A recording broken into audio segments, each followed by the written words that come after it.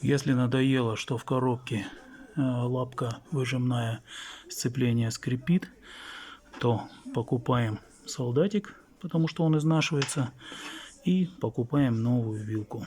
Никакие смазки не помогают. Ну, помогает на какое-то определенное время.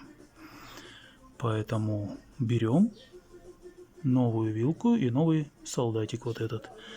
Шпилька с шаровым наконечником называется. Перезарядил я уже выжимной на новую вилку. Смазывается сам солдатик, смазывается шлицевое, куда одевается диск сцепления, и в лапку вот сюда набивается чуть-чуть смазки. Более подробно смотрите у меня на канале Механик КЗ.